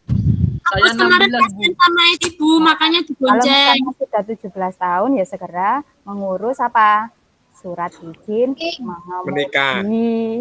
Kok menikah? Kamu kok belum lulus kok kukuh nikah. Iya, nakal itu, Bu.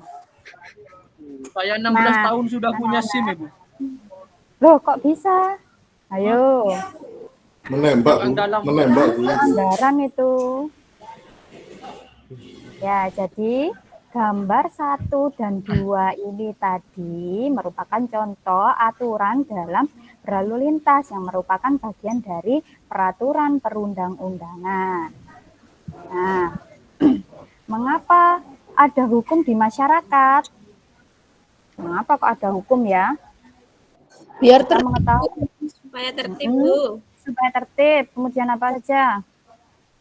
Supaya tertib dan aman, Bu. Supaya tertib dan aman. Oke. Menciptakan ketentraman di lingkungan, Bu. Menciptakan ketentraman ya. Jadi kita mengetahui bahwa setiap manusia itu pasti punya keinginan berbeda-beda ya. Anindi dengan Divi pasti punya keinginan yang berbeda-beda. Tapi apabila tidak ada sesuatu yang dijadikan pedoman, maka keinginannya tersebut akan apa? Terjadi benturan ya, akan terjadi kekacauan nanti. Jadi memang hukum itu harus senantiasa ada di kehidupan masyarakat karena hukum menjadi alat untuk menciptakan ketertiban dan keadilan. Nah, bagaimana kalau tidak ada hukum di masyarakat? Bagaimana ayo? Terjadi konflik, Bu. Terjadi konflik. Kacau, Bu. Kacau, iya betul sekali. Ricuh, Bu. Maka suatu masyarakat hidupnya akan apa? Kacau, tidak aman dan tidak tertib. Selanjutnya peraturan perundang-undangan. Sebelumnya kalian tahu apa itu peraturan perundang-undangan? Ada yang sudah tahu? Atau baru dengar kali ini? Belum. Aturan, Belum, Bu. Apa Ya. itu, Bu? Ya, jadi itu merupakan peraturan yang tertulis, yang mengikat, yang dibentuk oleh siapa? Jadi peraturan tertulis dibentuk oleh Presiden. pemerintah. Ada yang DPR, kemudian Presiden.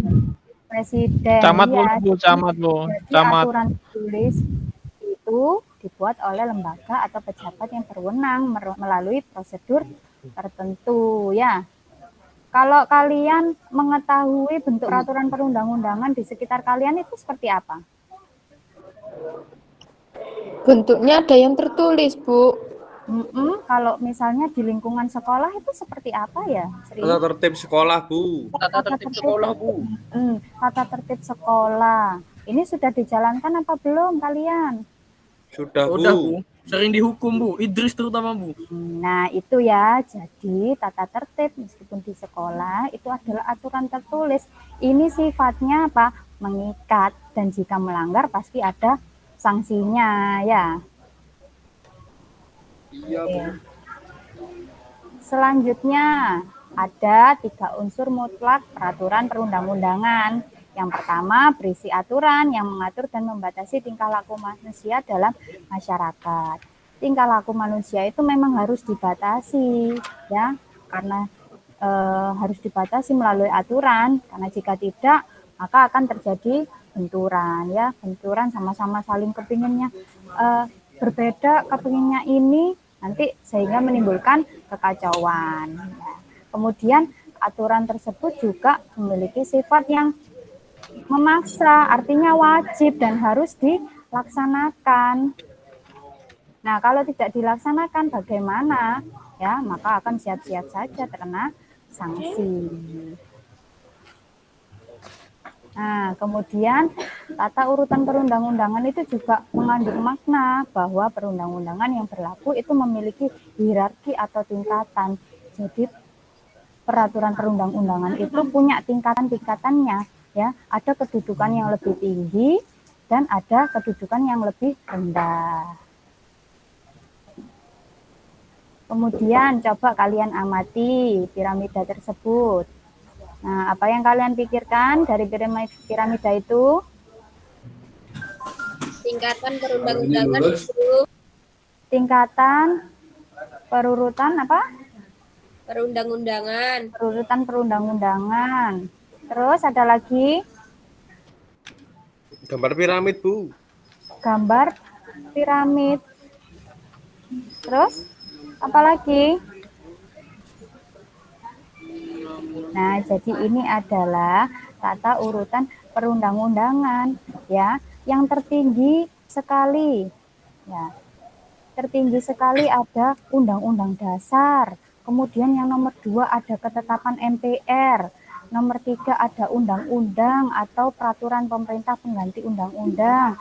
Kemudian ada peraturan pemerintah, peraturan presiden, peraturan daerah provinsi, dan peraturan daerah kabupaten atau kota. Nah, ini tata urutan perundang-undangan ini sudah tertuang pada Undang-Undang Nomor 12 Tahun 2011 tentang pembentukan peraturan perundang-undangan. Nah, sudah paham belum tata urutannya? Sudah, Bu. Ya, ada yang bertanya? Ya, silakan. Mengapa Undang-Undang Dasar tahun 1945 mempunyai kedudukan yang tertinggi, Bu? Mengapa Undang-Undang Dasar memiliki kedudukan yang tertinggi? Ada yang bisa menjawab? Ada yang bisa menjawab? Nah, karena Undang-Undang Dasar itu merupakan landasan hukum ya yang sudah menjadi konstitusi tertinggi, sehingga semua peraturan di bawahnya itu harus mengacu pada Undang-Undang Dasar. Peraturan yang ada di bawahnya sini itu harus bersumber pada Undang-Undang Dasar. Oleh karena itu Undang-Undang Dasar dijadikan letaknya tertinggi dalam tata urutan perundang-undangan. Sudah paham ya, Anindi? Yang lain? Kemudian dalam tata urutan perundang-undangan itu juga ada asas pembentukannya. Ya. Yang pertama ada asas kejelasan tujuan, di mana harus jelas tujuan yang harus dicapai. Kemudian kelembagaan. Itu kelembagaan juga harus dibuat oleh lembaga yang berwenang, jadi tidak sembarangan ya yang membuat, itu harus lembaga yang berwenang. Kemudian ada kesesuaian, itu materinya juga harus sesuai dengan jenis peraturan perundang-undangan, kemudian dapat dilaksanakan. Nah, jadi harus melihat efektivitas dari masyarakat. Kira-kira kalau dibuat peraturan ini bisa tidak ya menjalankannya dengan maksimal. Nah, kemudian kedaya gunaan dan hasil gunaan. Ini dibuat harus benar-benar dibutuhkan dan bermanfaat bagi masyarakat. Kemudian kejelasan rumusan dibuat dalam proses penyusunan. Itu harus sistematis, jelas, dan mudah dimengerti. Kemudian ada keterbukaan, yaitu pembuatannya bersifat apa kalau keterbukaan? Terbuka untuk umum, Bu. Terbuka untuk umum artinya bersifat transparan ya. Itu materi makna tata urutan perundang-undangan. Nah, selanjutnya, nah kali ini penugasan kelompoknya Bu Frida tugaskan kalian melalui model card sort and snowballing ya. Jadi Bu Frida akan membagi kalian menjadi kelompok heterogen ya. Kalian nanti memilih salah satu nomor kartu. Nomor kartu ini ya, ada 1 sampai 11 ya. Nomor kartu yang sudah dipilih itu tidak boleh dipilih lagi. Nah, jadi nanti yang mendapat kartu yang sama, jadi kartu ini nanti berisi peraturan perundang-undangan. Nanti yang sudah mendapat kartu yang sama harus berkumpul dengan kartu yang sama juga. Berkumpul menjadi satu kelompok. Nah, setelah itu kalian ditugaskan Bu Frida untuk menelaah peraturan perundang-undangan yang kalian dapat. Nah, setelah itu mencari informasi berdasarkan bahan ajar yang sudah Bu Frida kirimkan melalui WA Group. Sudah ya? Sudah diterima ya? Halo? Sudah diterima? Diam ya? Ngomong semua. Paham enggak dari ini tadi? Kartunya. Kemudian kalau sudah nanti kan gabung satu kelompok itu menuliskannya, mendiskusikan dari peraturan perundang-undangan, kemudian menuangkannya ke LKPD. Nah, nanti saya beri LKP-nya. Nah, setelah itu kelompok satu dengan kelompok yang lain itu saling memberikan pemahaman terkait apa yang sudah didiskusikan. Jadi ada kesepakatan pemahaman antara kelompok satu dan kelompok lain. Dan harus pendapat ya. Jadi harus ada kesepakatan pemahaman antara kelompok satu dan kelompok dua. Paham ya? Paham, Bu. Oke, sekarang silakan dipilih kartunya. Dipilih kartunya. Dimulai dari siapa dulu ya? Bisa ya? Boleh memilih kartu, silakan nomor terserah. Nomornya acak. Nomor 6. Nomor 6, oke. Nomor 6, Bu. Ya, terus? Edi? Ya, Bu. Nomor berapa? Nomor 7 saya, Bu. Nomor 7. Oke. Sri? Ayo, Sri. Loh, Saya, Sri, Bu. Saya nggak dipanggil, Bu. Sri, ayo, Didi, berapa? Saya nomor 3, Bu. Ya. Terus, Yanuar? Saya nomor 1, Bu. Nomor 1. Idris, Bu, nomor 9, Bu. Idris nomor 9. Oke. Terus saya Nuril. Loh, kok nggak mendengarkan ya, Anindi? Ini dia toilet, Bu. Nomor Oh, 4. enggak jadi. Ayo yang lain yang belum milih kartu cepetan. Saya, Bu, nomor 8. Nomor belum, Bu. Terus siapa yang belum? Saya, Bu, nomor 11. Agus nomor 11. Nah, tinggal 3 nomor yang belum. Sri. Berapa? Ayo. Nomor 10. Nomor 10. Oke, terus Nuril, Bu, Nuril. Nuril. Nuril belum, Bu. Nomor 2. Nomor 2. Dan yang terakhir yang masuk ini enggak ada ya. Nah, kemudian berdasarkan hasil dari kartu, silakan dibuka kartunya. Nah, kalau sudah, kalian berkumpul dengan kelompok yang isi dari kartunya sama. Sudah? Sudah, Bu. Masih nyari, Bu. Oke ya. Jadi untuk kelompok 1 ada Undang-Undang Dasar 1945 yaitu Edi dan Habibie, karena Habibie tidak masuk jadi Edi sendiri. Gak enak, Bu. Kemudian tak apa-apa. Kemudian ada TAP MPR Yanuar. Kemudian kelompok 3 Undang-Undang Dwi dan Sri. Yang keempat ada peraturan pemerintah, ada Anindi. Yang kelima peraturan presiden bisa. Yang keenam Perda Provinsi Idris dan Agus.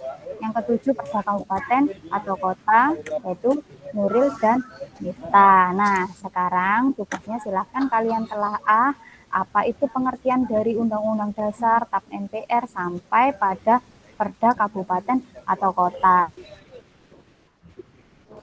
Dikerjakan, didiskusikan, kemudian hasil dari diskusi kalian tuangkan pada LKPD yang sudah bagikan tadi ya. Sudah menerima semuanya kan kelompoknya? Ya, Bu. Silakan berdiskusi ya. Informasinya kalian bisa mencari di bahan ajar. Kemudian dituangkan kepada LKPD. Paham? Paham, Bu. Ya, butuh Paham, waktu Bu. 5 menit untuk mengerjakannya. 30 menit ya. Oke, Bu. Oke, silakan. Sudah selesai, Bu. Sudah selesai, kok cepat Idris. Ayo, yang kelompok yang lain apakah sudah? Belum, Bu, belum. Belum. Rame terus, Bu, Sri, Bu. Gak kerjakan, Bu, makanya lama. Sri, jangan rame terus, Sri. Bu Frida izin ke kamar mandi boleh, Bu? Ya, silakan.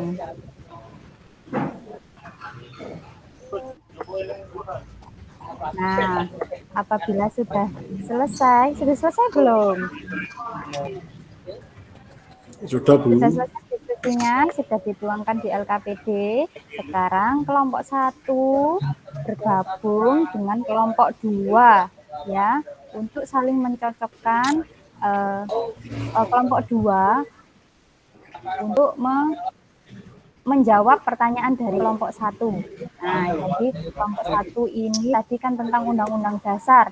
Kira-kira kelompok 2 setuju enggak dengan hasil dari Edi? Ya, begitu ya. Paham enggak? Kelompok 1 dan kelompok 2. Jadi harus ada saling kesepakatan antara kelompok 1 dan kelompok 2. Kemudian dilanjutkan kelompok 2 ke kelompok 3. Ya. Kelompok 3 dilanjutkan ke kelompok 4, seterusnya sampai kelompok. Oke, silakan didiskusikan sekarang berkumpul dengan kelompok lain. Kelompok 1, 2, silakan berkumpul. Didiskusikan dan membuat kesepakatan pemahaman tentang Undang-Undang Dasar dan TAP MPR. Oke, sudah ya? Sudah ya anak-anak? Sudah, Bu. Oke, sudah. Sekarang kalau sudah, silahkan dipresentasikan. Siapa dulu yang berani presentasi? Yang presentasi, ayo.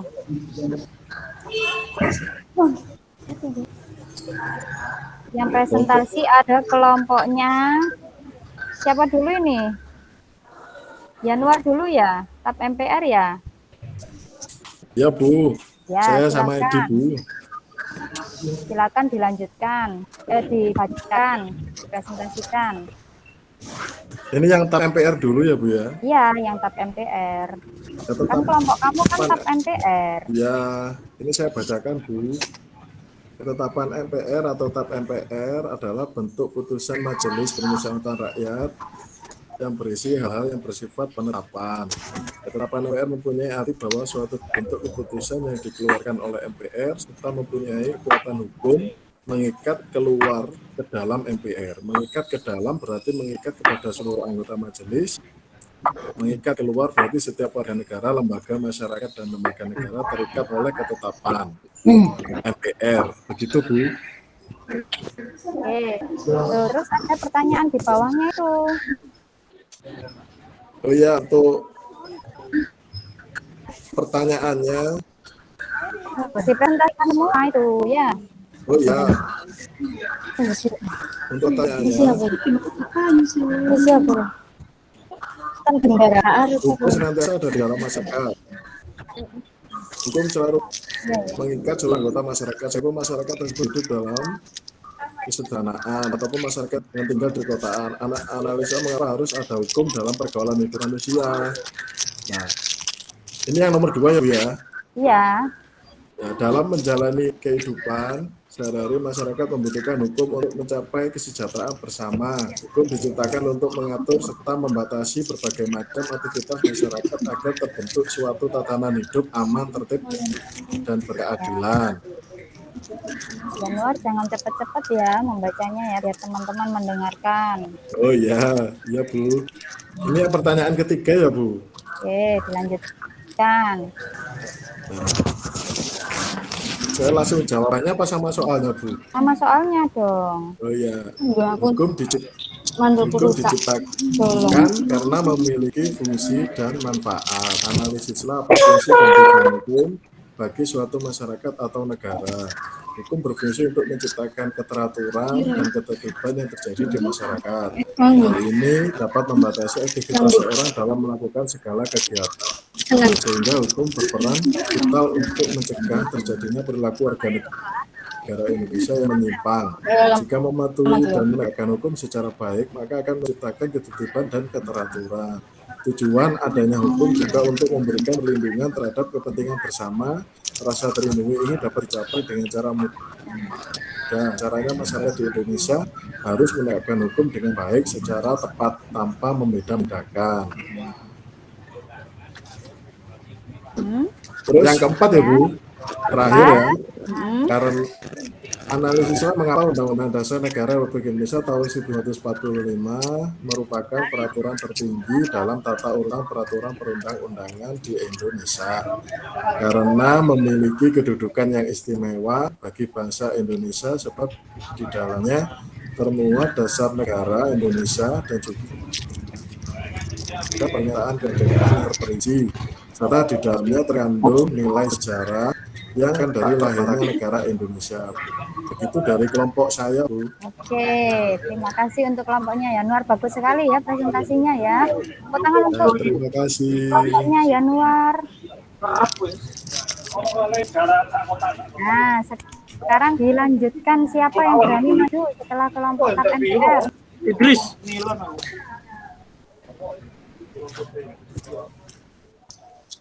Kelompoknya undang-undang sudah selesai, sudah siap. Ada Didi dan Sri. Sudah, Bu. Ayo. Diwakili sih, Boleh. Bu. Silahkan.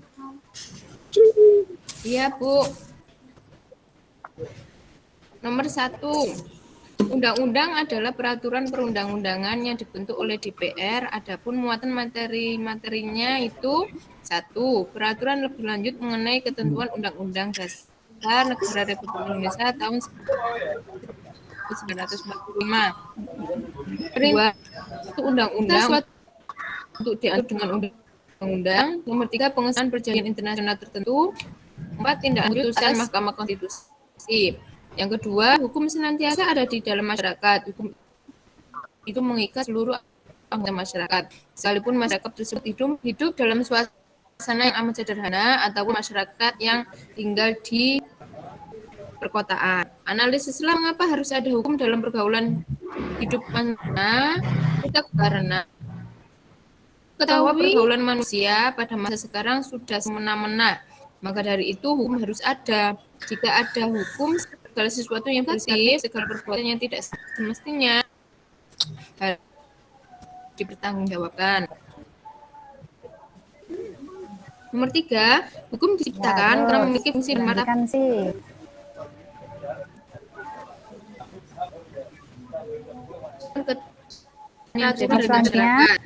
Hal ini dapat membatasi orang. Iya, Bu, sudah, Bu. Sudah? Oke. Sudah selesai. Bu. Ada. Ya, sudah. Ada lagi? Sudah, Bu. Oke. Sudah ya. Itu tadi penjelasan dari undang-undang kelompoknya di Divi dan Sri. Bagus sekali ya presentasinya ya, sudah sesuai. Jelaskan. Terima kasih. Sekarang untuk kelompoknya undang-undang. Nah, kemudian siapa yang berani presentasi lagi? Ayo silakan. Yusa, Bu. Biasanya dia tampil duluan loh, Bu. Jangan-jangan nggak memperhatikan itu Yusa ini. Iya, nak memperhatikan. Iya, sudah lapar pengen ke kantin. Pengen ke kantin sudah, Bu, lapar. Ya, Bu. Atau kota. Ini saya sampaikan, Bu, ya. Latihan, Bu. Latihan ngajar. Ayo, jadi harus ngaco. Kabupaten atau kota. Ya, Bu. Ini siapa ini, Bu, yang presentasi, Bu? Ini kan kelompoknya nih, Nuril dan Miftah. Ya, Nuril.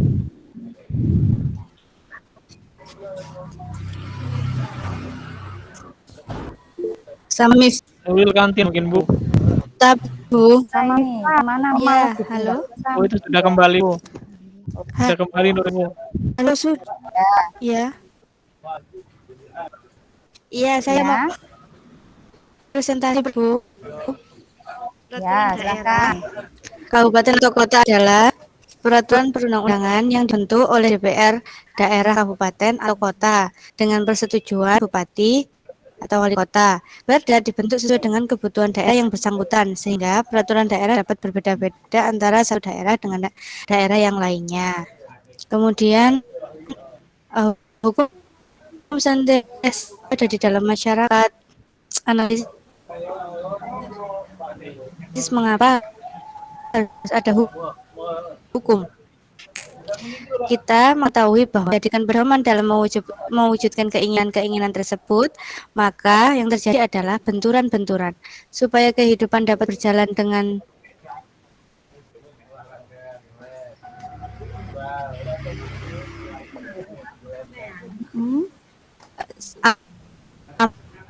aman dan tertib, maka diharapkan mampu mencegah terjadinya gangguan. Kenapa kok UUD itu tertinggi? Sebab UUD digunakan sebagai dasar hukum perundang-undangan yang lainnya. Gitu, Bu.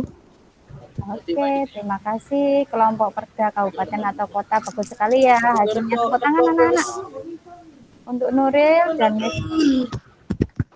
kita, ya bagus sekali presentasinya. Nah, hasil dari pembelajaran hari ini kita belajar bagaimana hukum itu diperlukan untuk mengatur kehidupan dalam masyarakat supaya masyarakat bisa hidup secara aman, tentram, dan damai. Kemudian Undang-Undang Dasar 1945 itu merupakan peraturan tertinggi ya, karena itu kedudukan dari Undang-Undang Dasar 1945 itu sebagai dasar hukum atau konstitusi kita, di mana peraturan perundang-undangan yang lain itu harus bersumber pada Undang-Undang Dasar 1945. Nah, semuanya sudah paham kan? Paham, Sudah Bu. paham ya?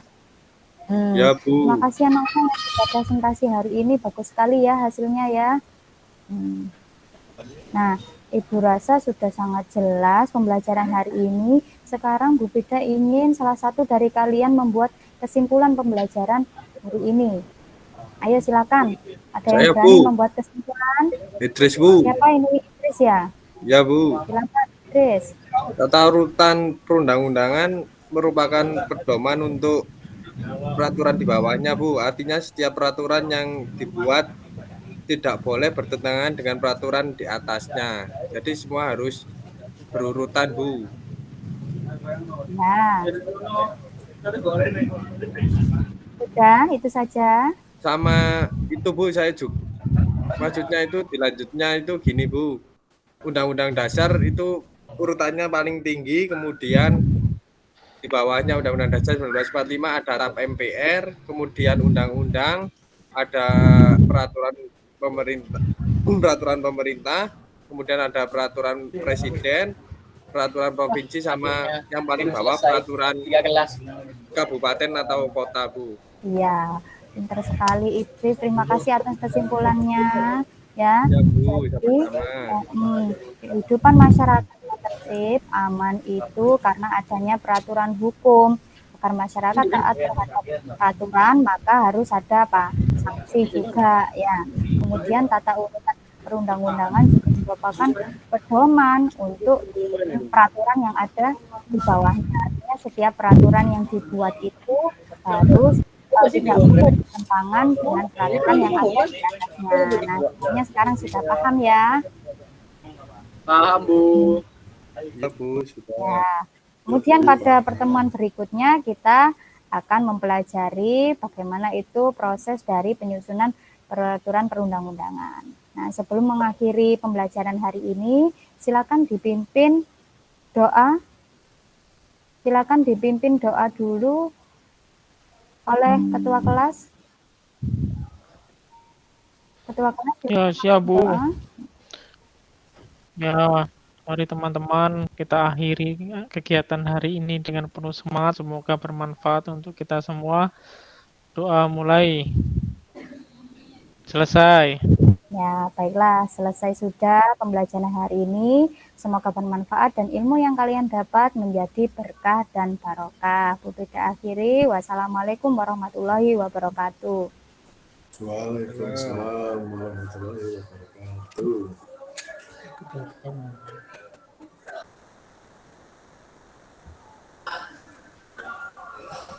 Ya, terima kasih untuk Bu Frida yang sudah melakukan pre-teaching. Mungkin ada masukan dari teman-teman dari apa yang sudah dipaparkan oleh Bu Frida. Ada tanggapan, masukan? Ada atau tidak? Ada atau tidak? Kalau tidak ada, saya serahkan ke Pak Boman. Oke, ada teman-teman? Nggih, Pak Poman, monggo. Ya, baik. Bu Frida, yang sudah Bu Frida tampilkan tadi, saya pikir sudah sesuai dengan tahapan-tahapan sintaks yang Bu Frida buatkan. Nah, nanti sama seperti tadi di awal, seperti Pak Yusa, apa yang menjadi ciri khas dari metode itu, nanti itu yang kita durasinya lebih panjang saat kompre nanti ya. Karena ini kita persiapan untuk kompre, dan jadwalnya sudah keluar Bapak Ibu, kelompok B ini bersama Pak Iskandar dan Pak Andri. Saya kebagian di kelompok A dan kelompok C. Nah, kurang lebih seperti itu. Jadi nanti yang Bapak Ibu praktekkan itu apa yang sudah Bapak Ibu tuliskan. Sama seperti Bu Frida dan Bu Divi tadi dan Pak Yusa juga. Jadi yang sudah disiapkan itulah yang ditampilkan. Gitu. Dan saya lihat Bu Frida tadi sudah bagus ya. Sintaks-sintaksnya itu sudah dilakukan semua. Hanya memang makan waktu yang cukup panjang. Nah, tipsnya nih saya takutnya nanti tidak ada kesempatan untuk saya ngomong lagi. Saat Bapak Ibu kompre itu manfaatkan 40 menit ya. Kalau bisa 40 menit itu waktu untuk mengajar. Kalau kita 20 menit tiba-tiba langsung selesai, berarti penguji itu punya waktu selama 30 menit untuk bertanya. Tapi kalau Bapak Ibu, kan satu orang 50 menit. Kalau Bapak Ibu mengajarnya sampai 40 menit, nah berarti kesempatan untuk penguji bertanya kan tinggal 10 menit. Paling 2-3 pertanyaan per dosen itu sudah selesai. Nah jadi nanti kondisikan perangkat pembelajaran Bapak Ibu 40 menit baru selesai. Kalau 30 menit baru selesai, ada 20 menit lagi. Atau seperti kemarin yang terburu-buru, 15 menit sudah selesai, maka ada 35 menit untuk sesi tanya jawab. Nah, seperti itu. Untuk Bu Frida, saya pikir sudah bagus ya Bu Frida ya, dari PowerPoint-nya juga. Tinggal dipertahankan saja, kemudian jangan grogi saat mengajar di kompre nanti. Iya. Itu aja. Iya, Pak. Oke, terima kasih Bu Frida. Silakan Pak Yanuar.